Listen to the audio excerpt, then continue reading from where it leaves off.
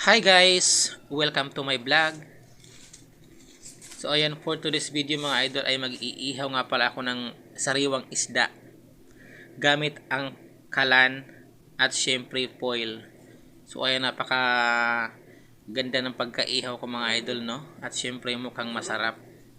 Sana all. Ayan, kung bago ka pa lang sa aking channel ay syempre huwag mong kalimutan mag-follow at mag-subscribe. So ayan mga idol, ang aking isda na fresh. So actually kahapon ay sobrang fresh yan. Ay nilagay ko sa rep at syempre namula-mula na siya, pero fresh na fresh po yan mga idol.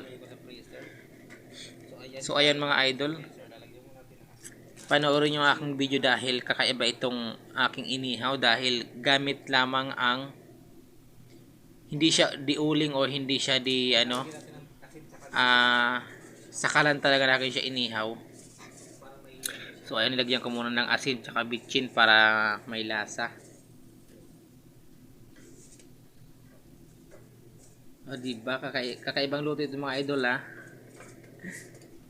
Pwede pala yun ano. So para-paraan na lang para makaihaw. Ayan, dito kasi sa abroad ay hindi uso yung diuling. So kaya naman, ayan, ilalagay ko na nga po pala siya mga idol sa foil. Ayan, napaka-fresh po ng ating isda. Ayan, salamat nga pala sa panonood at syempre shoutout po sa aking mga followers at sa mga bagong mga followers dyan at sa mga hindi ko followers na nanonood ng aking video. Maraming salamat sa inyong panonood guys. So ayan, ibabalot ko na nga pala siya at syempre aking iihawin dahil nakaka-miss yung inihaw.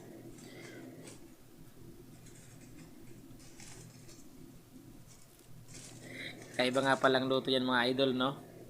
Inihaw sa kalan.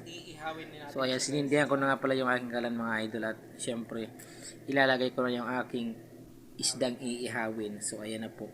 Ayan, kasi wala kaming diuring kaya yan na lang. So diba kakaiba yung aking inihaw.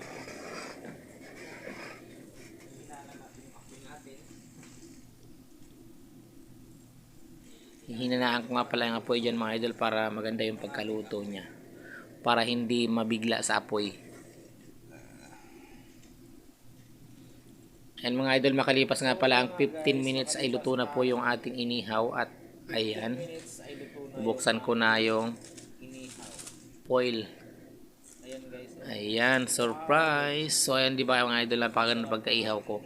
Hindi siya sunog at siyempre magandang pagkaluto dahil sa foil nga. Ayan, kaya panginantay natin, kainan na. Maraming salamat guys sa panonood at sa pag-like, comment at sa pag-follow at subscribe.